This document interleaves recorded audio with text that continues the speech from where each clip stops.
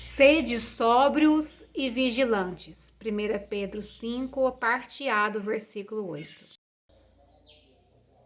Bom dia, que a graça, a paz, a revelação do Espírito Santo na palavra de Deus possa alcançar o seu coração, a sua mente em Cristo Jesus.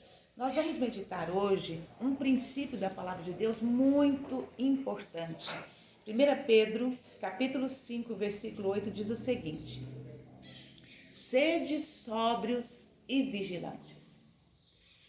A palavra de Deus nos ensina a sobriedade, estarmos firmes no caminho. Ao interpretar a palavra de Deus, tanto no Novo Testamento quanto no Antigo Testamento, esse princípio nos é mostrado, para que nós não nos desviemos de olhar firmemente para Jesus, de saber interpretar a sua palavra. Porque até o diabo, ele conhece a Bíblia, ele tentou Jesus com a sua palavra. A segunda parte do versículo diz o seguinte: depois de falar sede sóbrios e vigilantes, a Bíblia diz assim: o diabo, vosso adversário, anda em derredor como leão que ruge, procurando alguém para devorar. Então, usar a palavra de Deus mal usada, de maneira errada, não é que cada um tem a sua interpretação, não é isso. A Bíblia nos ensina a interpretar. A verdade está na palavra de Deus e não há nenhuma dúvida sobre isso. O que nós precisamos é ter temor a Deus para ter sabedoria, ser humildes de coração, né? Como diz o versículo 6, que antecede esse versículo, de sede sóbrios e vigilantes. Humilhai-vos, portanto, sob a poderosa mão de Deus, para que Ele, em tempo oportuno, vos exalte. É muito importante a humildade. Jesus, Ele nos chama a aprender dEle, a ser manso e humilde.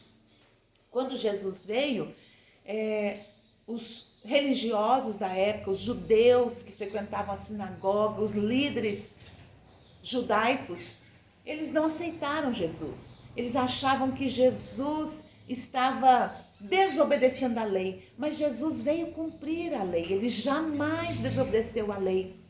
É que a maneira de Jesus olhar a lei, a palavra de Deus, era com equilíbrio. É como diz a palavra, a letra mata, o espírito vivifica. Então, quando os discípulos apanharam espigas no sábado, isso escandalizou os judeus, mas Jesus não estava transgredindo o sábado dos 10 mandamentos. De maneira alguma, ele jamais transgrediu a lei. Ele veio para cumpri-la. Ele jamais pecou. Quando Jesus curava no sábado, ele não estava também transgredindo o sábado. Porque eles circuncidavam no sábado, porque a circuncisão precisava acontecer no 8º dia. Então, caía no sábado, aquele 8º dia, era preciso circuncidar. Não era uma transgressão, era uma lei sobre outra, então precisava haver uma interpretação para poder haver obediência. Então, é muito importante que com temor a Deus a gente tenha sabedoria, com humildade a gente possa interpretar a palavra de Deus. A mesma coisa que se diz aqui em Pedro, é que a palavra de Deus diz assim: sede sóbrios e vigilantes, é dito a Josué. Então vamos ver aqui, Josué capítulo 1, o versículo 7 e 8. Tão somente ser forte e muito corajoso, para teres o cuidado de fazer, segundo toda a lei que meu servo Moisés te ordenou.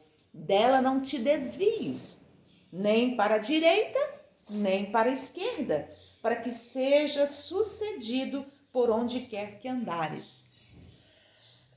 Então, esse princípio de sobriedade. O que é sobriedade? Andar na linha.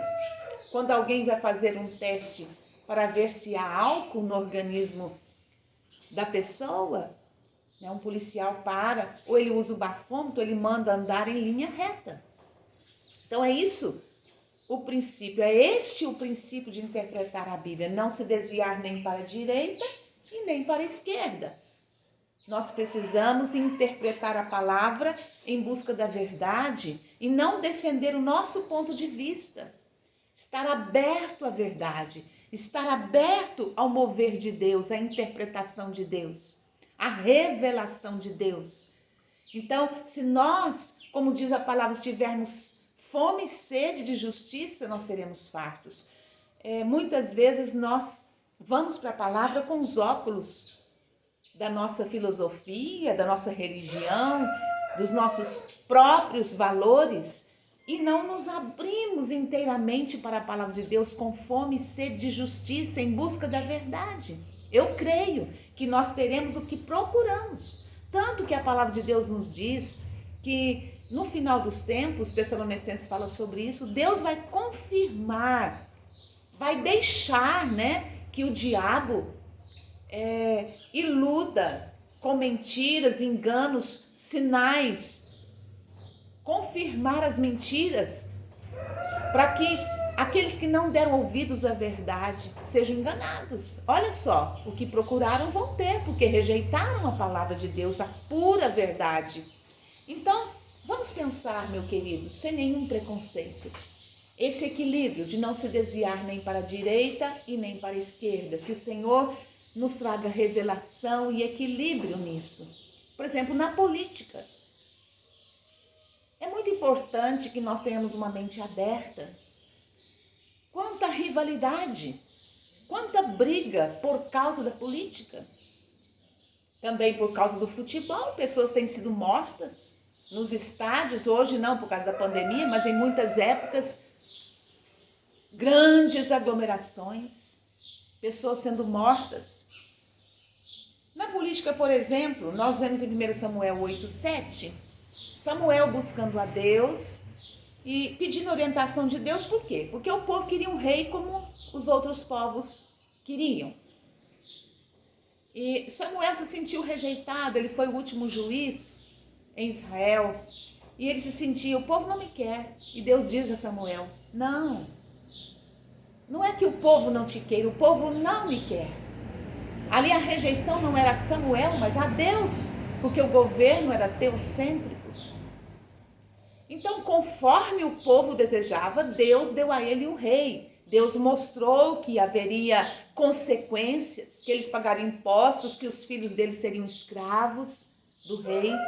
Haveria consequências, toda escolha, ela tem direitos, mas tem também deveres, consequências das nossas escolhas. Mas o povo queria um rei e teve um rei. Então, nós vemos que não há um ser humano ou um partido que seja perfeito.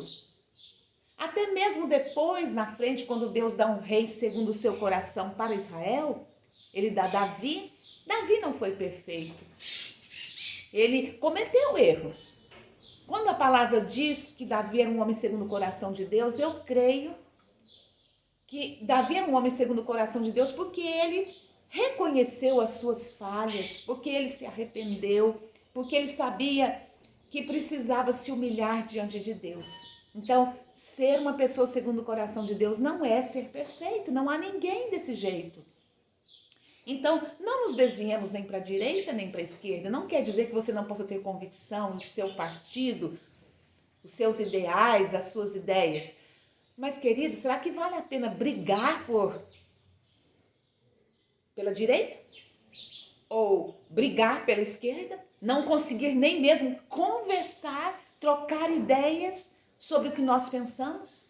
Será que existe alguém que possa ser a solução para o nosso país ou para qualquer país? Existe um governo idealista? Existe um governo perfeito? Não. Então vamos pensar, querido, estamos próximos das eleições. Vamos abrir os olhos. E eu creio, querido, em Romanos 13, diz assim que Deus estabelece as autoridades. Para Israel queria um rei, Deus permitiu o rei. E Deus permite governos.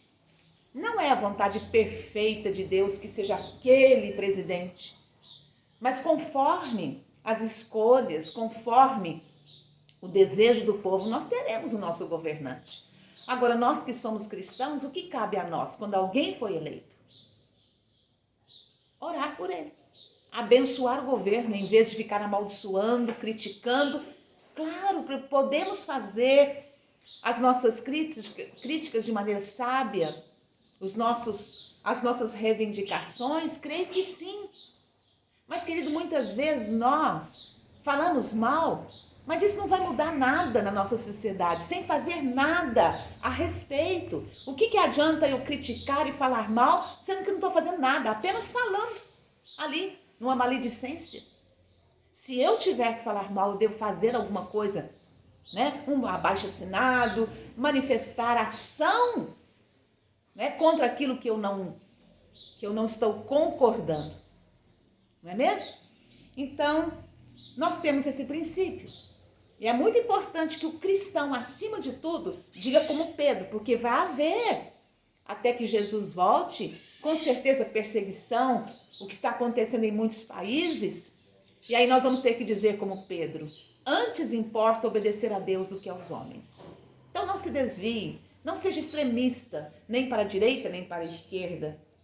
Jesus disse, mesmo tendo na época dele um governo injusto, que subjugava os judeus, alguém foi a ele, fez uma pergunta se eles deviam pagar impostos. Jesus pediu uma moeda, né, e olhando a moeda que estava imprimido ali, ele disse, dai a César o que é de César e a Deus o que é de Deus.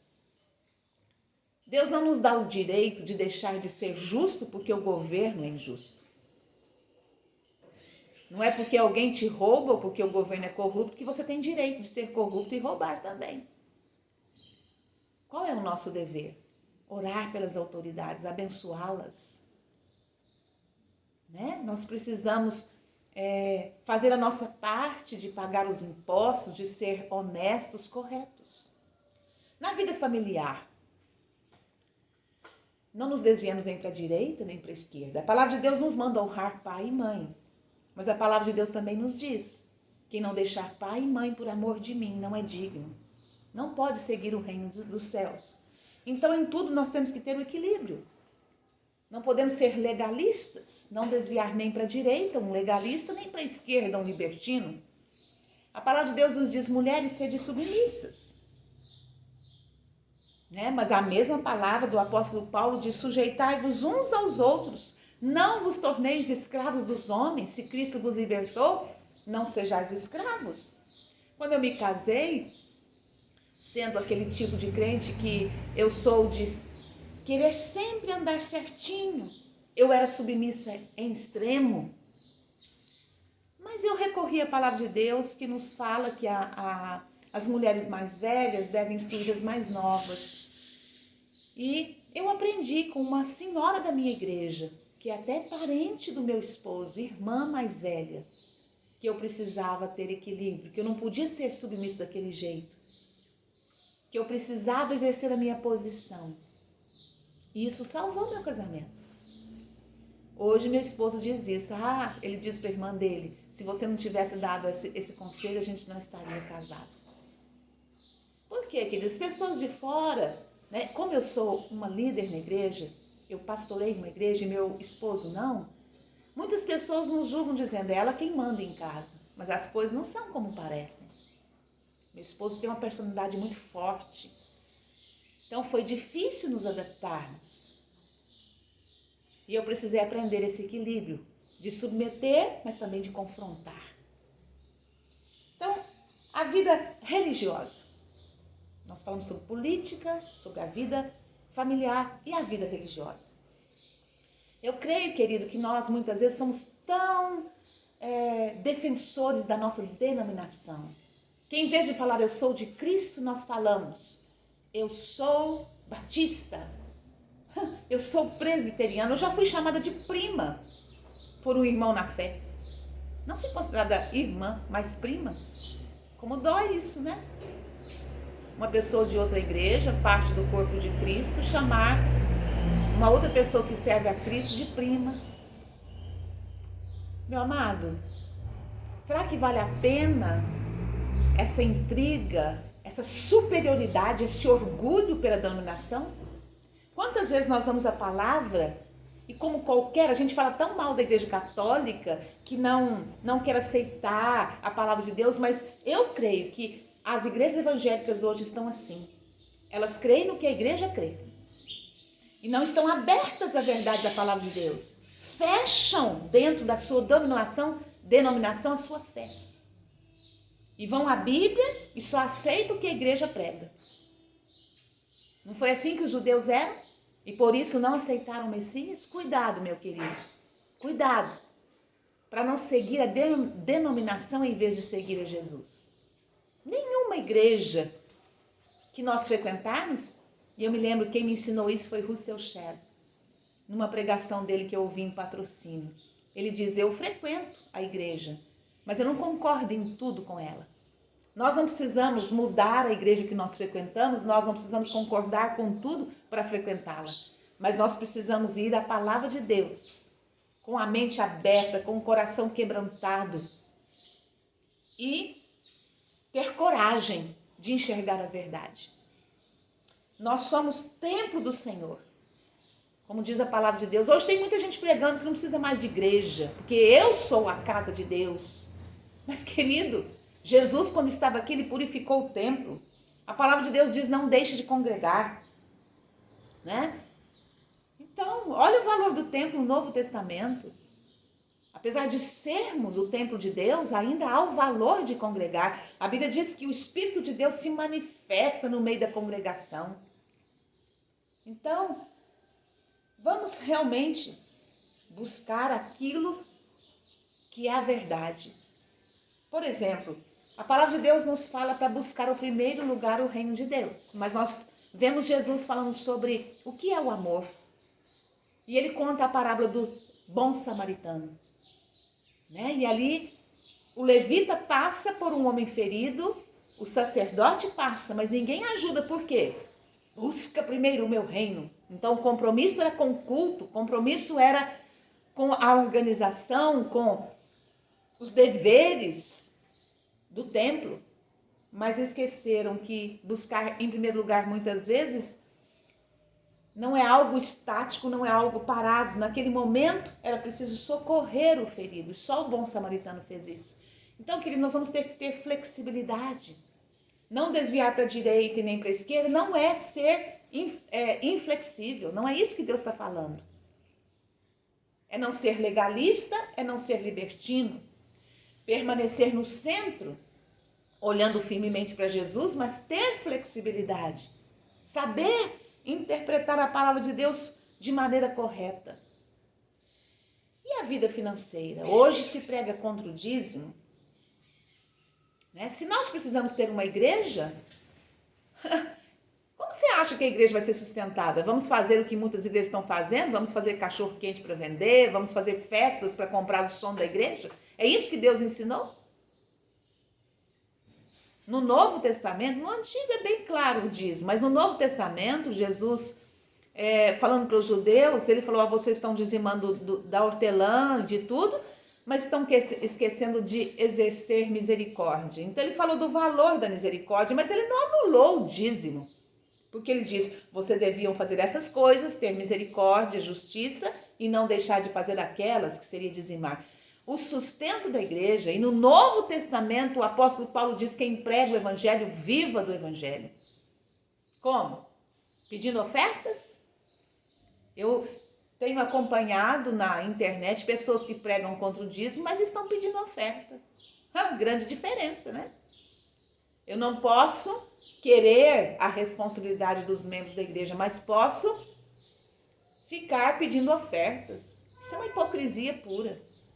Na vida financeira, Deus, né, nos mostra como administrar nossa vida financeira. Eu creio que ainda é tempo de dizimar, como diz Hebreus 4. Na terra, os levitas, aqueles que servem a obra, recolhem o dízimo. No céu, o Senhor recolhe o dízimo. Não vejo no Novo Testamento nenhuma abolição dos dízimos.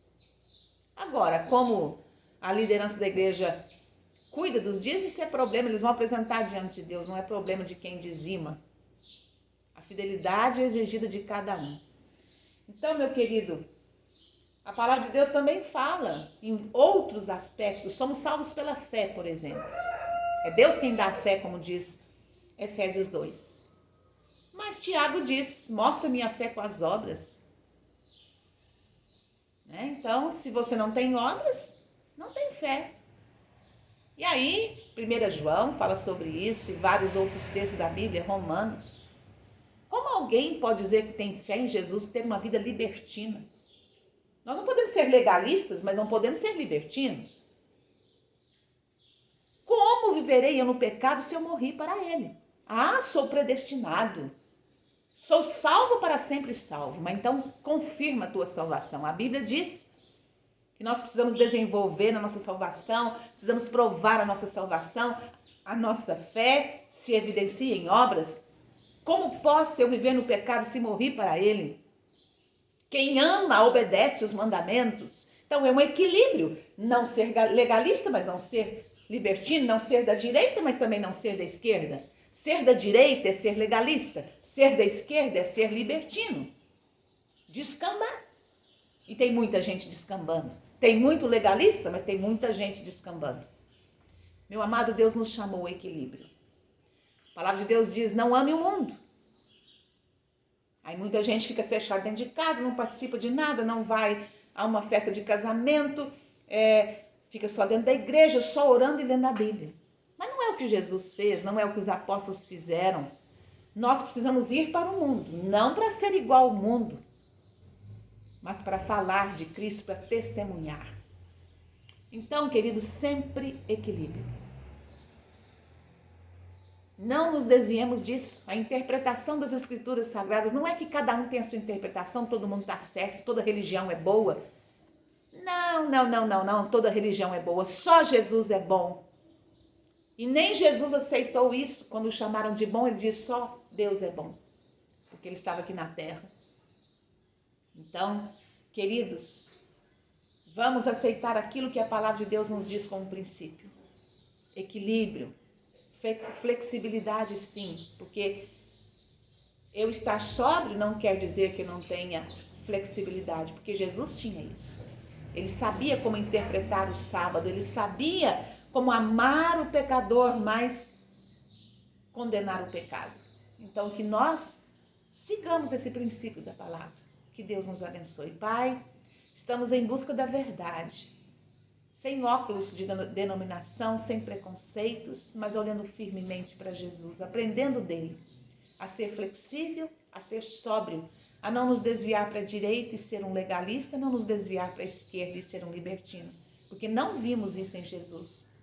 Então nos ajuda, Pai, em nome de Jesus, que o Senhor nos abençoe. Amém.